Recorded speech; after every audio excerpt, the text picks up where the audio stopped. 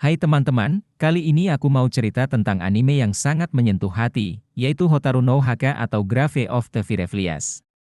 Film ini menceritakan tentang perjuangan dua saudara, Seita dan adiknya yang masih kecil, Setsuko, untuk bertahan hidup di tengah kekacauan Perang Dunia Kedua di Jepang. Kisah ini penuh dengan momen-momen mengharukan yang bikin kita sadar betapa berharganya kebersamaan. Yuk, kita mulai! Semua dimulai ketika Seita dan Setsuko harus menghadapi kenyataan pahit. Serangan udara menghancurkan kota mereka, dan ibu mereka terluka parah. Seita dan Setsuko berusaha sekuat tenaga, tapi sayangnya, ibu mereka tidak selamat. Kepergian ibu mereka menjadi titik awal perjuangan berat yang harus mereka hadapi sendirian. Bisa kebayang, kan, betapa beratnya kehilangan orang yang kita cintai di tengah kekacauan? Setelah kehilangan ibu, Seita dan Setsuko pergi tinggal bersama bibi mereka. Awalnya, bibi mereka baik hati, memberikan mereka tempat tinggal dan makanan. Namun, seiring waktu, kondisi semakin sulit.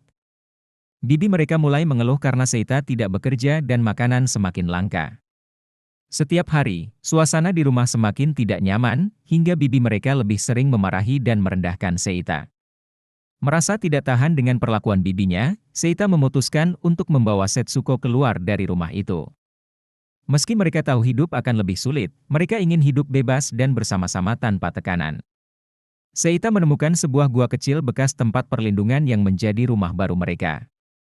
Meski sederhana, di sana mereka bisa bebas, jauh dari omelan sang bibi.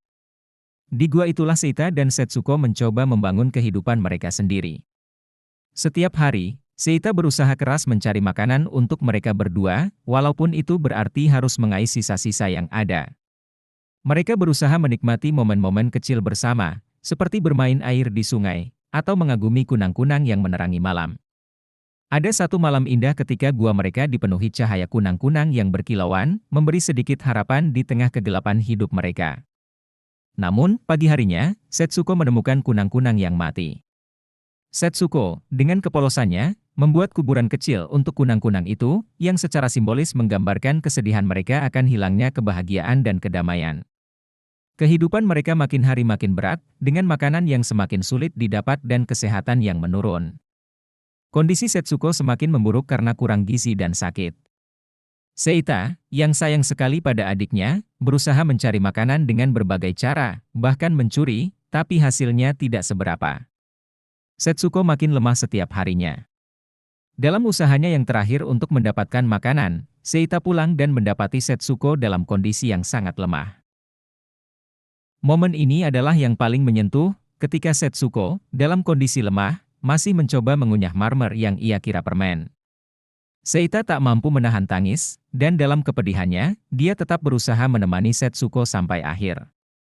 Tak lama kemudian, Setsuko meninggal dunia, meninggalkan Seita yang patah hati dan benar-benar sendirian. Setelah kehilangan Setsuko, Seita juga tidak mampu bertahan lama. Dia akhirnya meninggal di sebuah stasiun kereta api, lemah dan tak berdaya. Kita kemudian melihat roh Seita dan Setsuko yang akhirnya bisa bersama lagi, berjalan berdua dengan damai, diterangi oleh cahaya kunang-kunang yang pernah mereka kagumi.